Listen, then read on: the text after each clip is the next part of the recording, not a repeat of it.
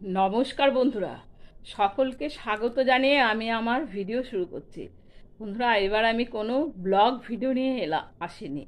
এবার আমি আমার কয়েকটা মনের কথা আমি শেয়ার করব আমার এই ভিডিওতে। তো থাকুন আমার এই ভিডিওতে। বন্ধুরা, আজকাল আমরা তো ভীষণ একটা খারাপ পরিস্থিতির মধ্যে দিয়ে যাচ্ছি, সেটা তো আপনারা সকলেই জানেন।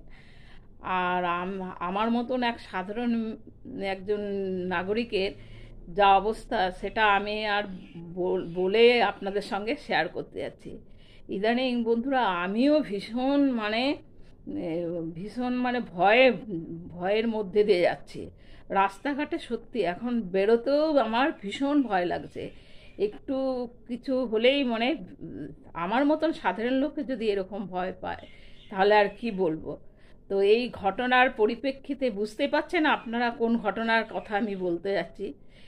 এই যে আমাদের আরজি করে 9 আগস্ট যেই ঘটনাটা ঘটে গেল, সেই ঘটনা আমাদের সকলকে নাড়িয়েছে, আর আমাকে তো ভীষণভাবে নাড়িয়েছে। এই ঘটনায় আমি ভীষণ মর্মাহত।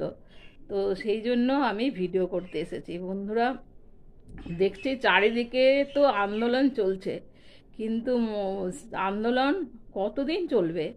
আর যে কোনো কেসই যদি সুপ্রিম কোর্টে চলে যায় কিংবা যে কোনো কোর্টেই চলে যায়, সেটা কিন্তু তাড়াতাড়ি সমাধান হয় না।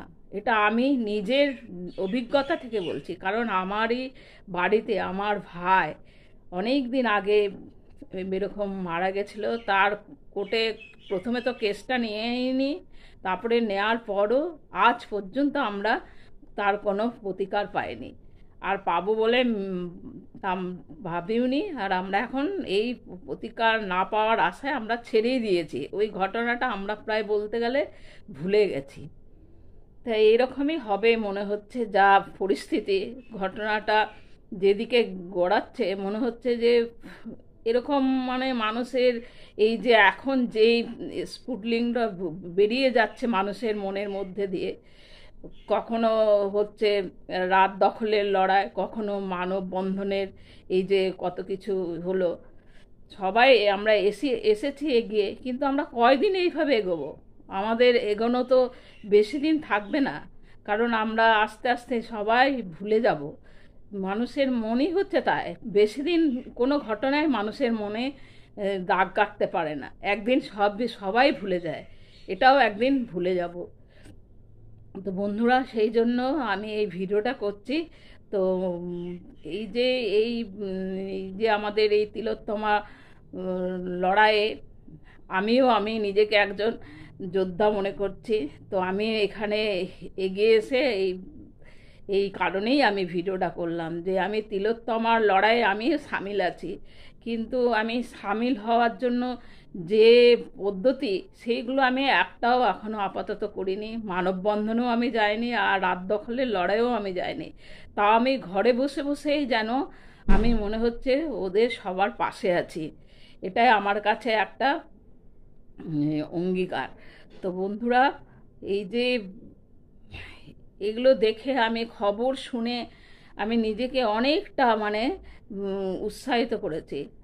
আর দেখছি দেশের পরিস্থিতি সত্যি কোন দিকে বয়ে চলেছে। দেশের পরিস্থিতি এখন আমাদের মতো সাধারণ লোকের বাইরে যাওয়া মানে আর অন্ধকারে তো আসা যাওয়ার খুবই বিশাল খারাপ ব্যাপার হয়ে গেছে।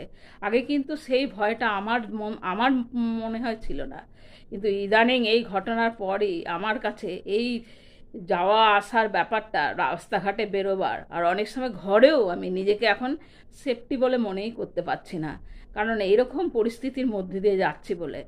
আর আমি এখন নিজেকে খুবই অসহায় মনে করছি।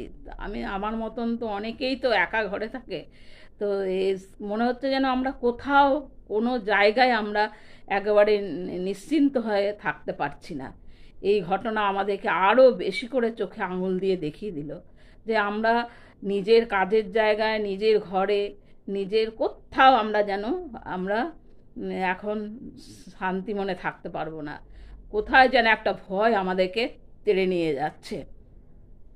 তো বন্ধুরা, এই যে ঘটনাটা, তিলোত্তমার এই যে দুঃসহ মানে মরে যাওয়ার ঘটনাটা, ওর মা বাবা প্রথমেই কিন্তু বলেছিল যে আমরা মমতা, আমরা রাজ্য সরকারের পক্ষে আছি, উনি যা বলবেন সেটাই করব। কিন্তু ইদানিং তো দেখছি উনি যা বলছেন, যে ঘটনা আমি শুনলাম কালকের খবরে, কালকে না, ওই এই যে ইদানিং, তো ওই ঘটনার পরিপ্রেক্ষিতে বোঝা যাচ্ছে যে রাজনৈতিক দল মানুষকে, একটা সাধারণ মানুষকে কিভাবে নির্যাতিত করে।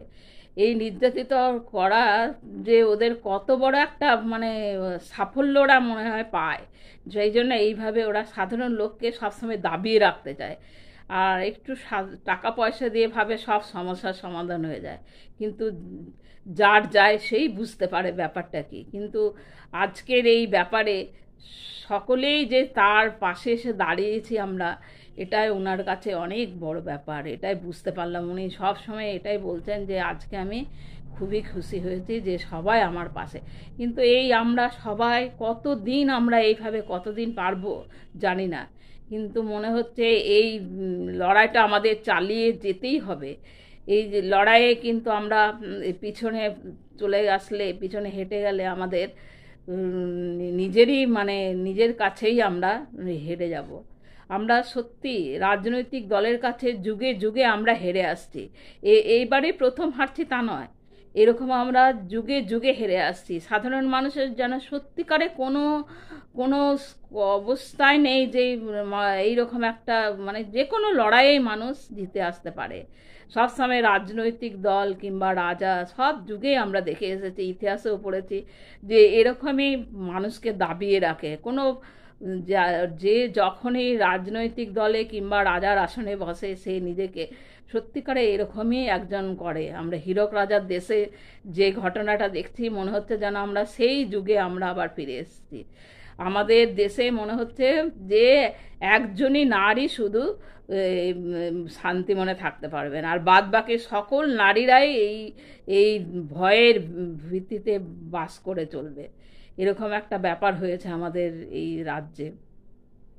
তো বন্ধুরা, আমিও এই দলে আছি, আপনারাও আমার মতন নিশ্চয়ই সবাই দলে আছেন। আমিও চাই এই এই মীমাংসা হোক, এই রিসেন্ট মীমাংসা হোক। আর আমিও বলতে চাইছি, justice for RG Kar, justice for RG Kar, justice for RG Kar. ধন্যবাদ।